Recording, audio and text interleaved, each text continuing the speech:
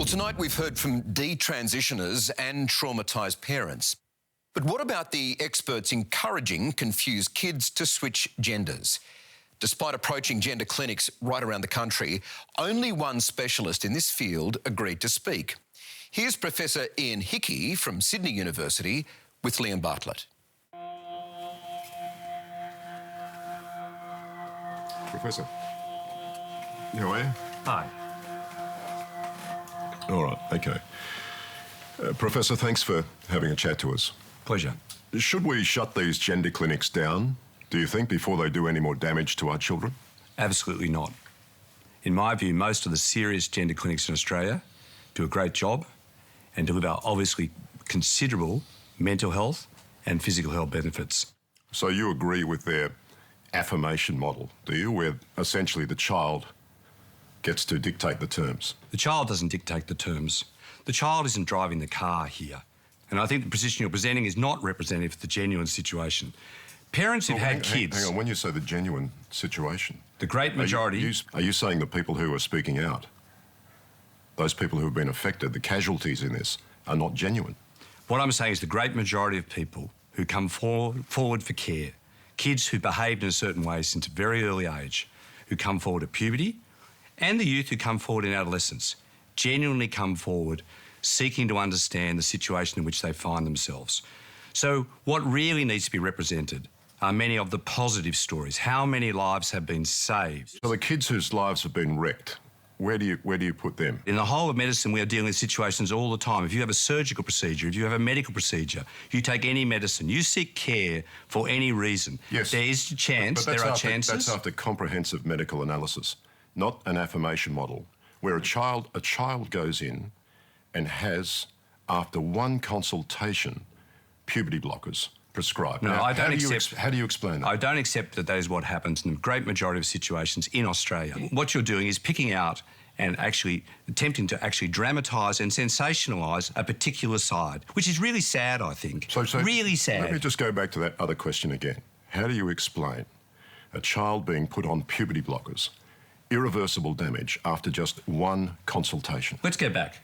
No, I don't accept the question. No, I think you also need to address the questions of, are you presenting an accurate picture? And I'd say, no, you're not. There's always the possibility that medical care in any situation is not optimal. But if you talk about what is standard care in Australia in this area, you're delivered using by our a lot of bureaucratic phrases there. It's not bureaucratic. With respect, how many times have you come down from your academic ivory tower and spoken to the people on the ground who this affects? How many times have you spoken to the children? I speak to kids where every it's day. gone wrong, I speak and to the kids, parents who are terrified? I speak to kids every day and to parents every day who've gone through this situation, including those who've not been able to access care in the past, including those who go along and decide at various points to say, I'm happy to stop where I'm at.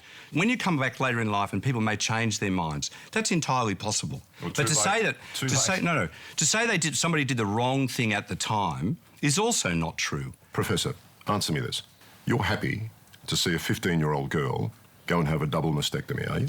No, not necessarily. And as is the case in Australia, again, the case in Australia about kids at certain ages moving from just blocking to actually hormonal treatment to then potentially surgical is taken typically in a very considered way and not at early ages. So at 15 years old, a child who is not legally deemed responsible enough to drive a car is somehow deemed medically fit enough to decide to mutilate her body surgically.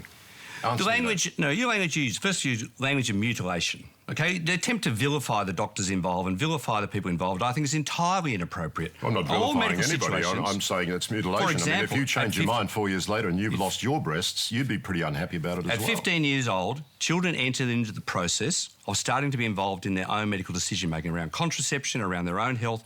Children get involved at 15, having to make decisions about all sorts of surgical procedures and other areas affecting their health. You try to make fun of the academic things. I don't think it's funny at all. You've already tried to dismiss me. I think the casualties involved in this are incredibly sad. But I want you to address the real issue. I want you to address the issue of the mental health harms of no action, of the systematic data about reductions in suicidality, of the potentials of mental health harm. You'd rather take action, affirm their gender, go through the puberty blockers, irreversible, cross-sex hormones, irreversible. You'd rather do that than actually stop, wait, have a comprehensive medical analysis.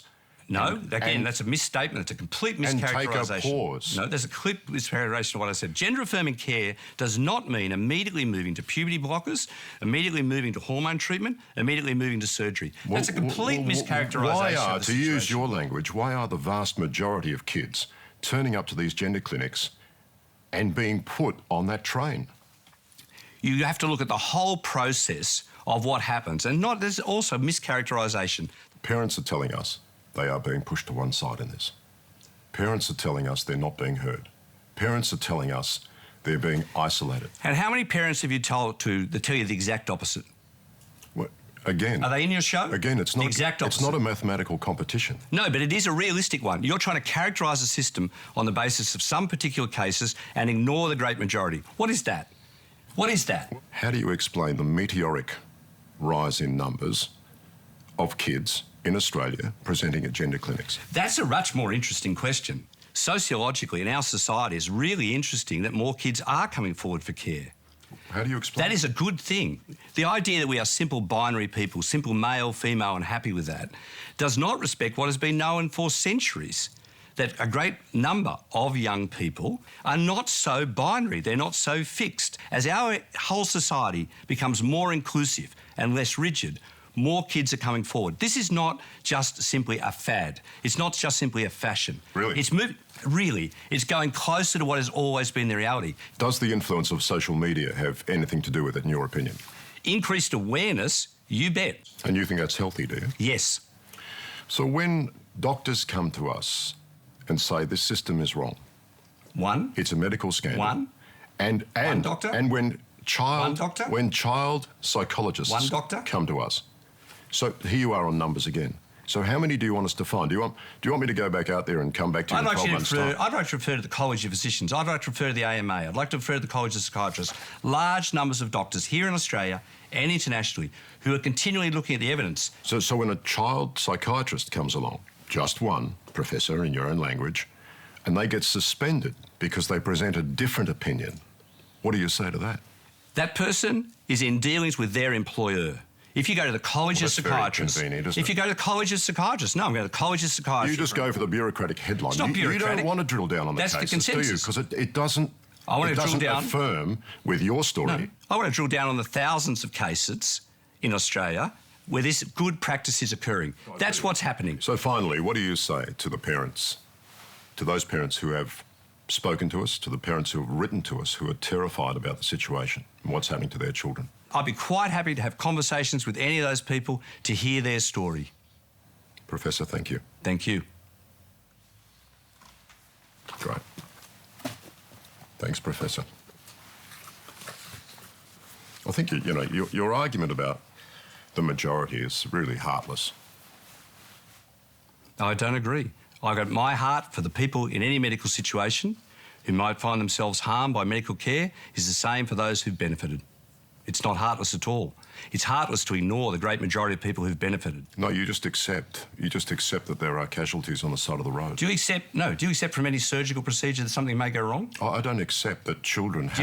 Ever had surgery yourself? Yes, I don't accept... And did you accept there was a risk? I don't accept that children have to be put at risk unnecessarily.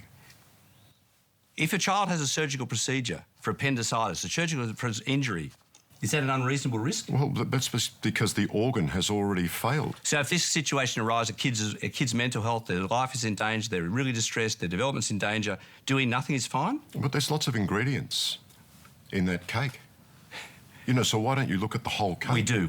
Professor, I think we're being quite courageous actually airing those people's stories because no one is listening to them. People like you kick them to the curb and say, well, the greater good, too bad, too sad. And that's entirely untrue and also unfair. It's an easy sensationalist thing to say. Well, I'm quite happy for you to call me a, tabloid media sensationalist scumbag. I couldn't care less. That's a very interesting characterisation of yourself. I'm interested in the future of the children here in Australia, Professor. All the children? Every single one of them. Every single one of them. Where are all the children who've done well?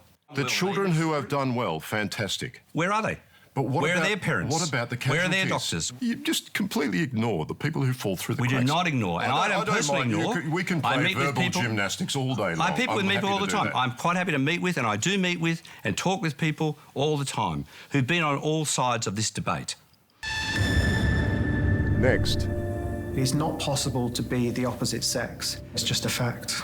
It's a lot of white suburban kids who feel inadequate. Oh, but if I transition, I'll be special.